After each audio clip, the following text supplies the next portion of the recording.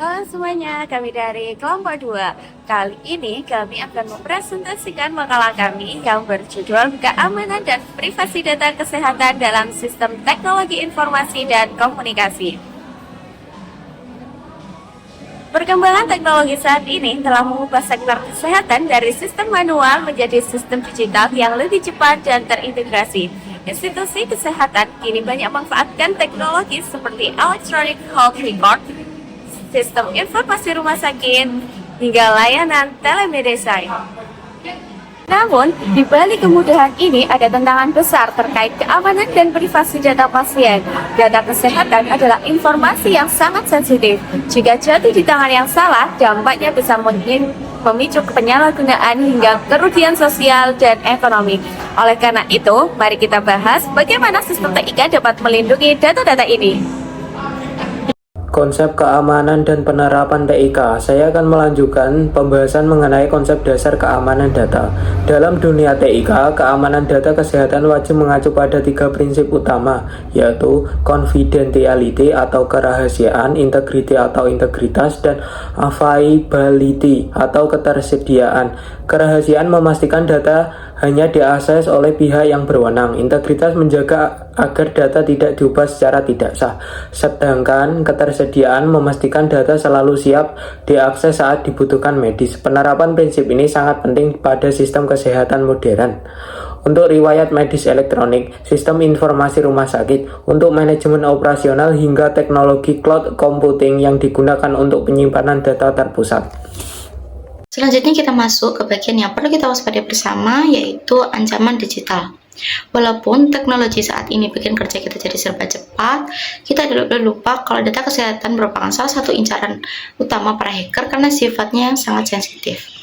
Setidaknya ada 4 ancaman yang paling sering terjadi, yaitu yang pertama jelas serangan cyber seperti hacking, malware, atau ransomware yang bisa mengunci dan menyandera data rumah sakit.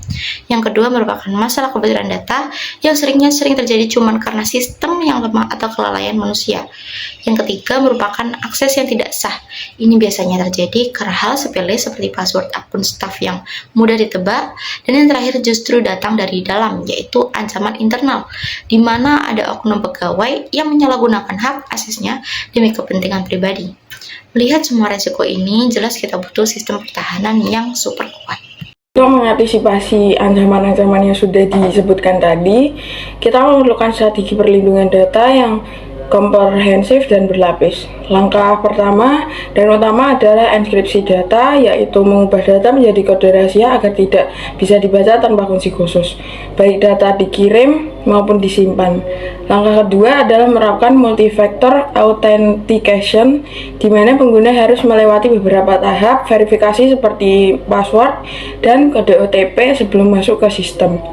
Selain itu, institusi kesehatan juga harus memasang firewall dan antivirus untuk menghalau serangan luar, melakukan backup data secara berkala untuk menghindari kehilangan data, serta menerapkan pengaturan hak akses yang ketat agar setiap staf hanya bisa membuka data sesuai tanggung jawabnya saja.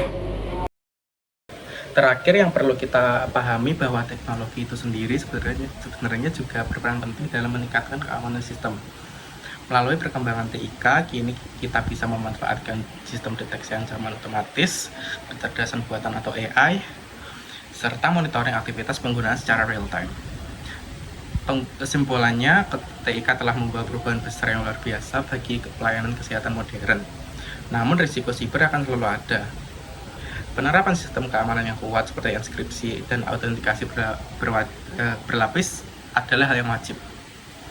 Di samping kecanggihan teknologi, kesadaran dan kedisiplinan juga penting sebagai pengguna dalam menjaga keamanan sistem ini.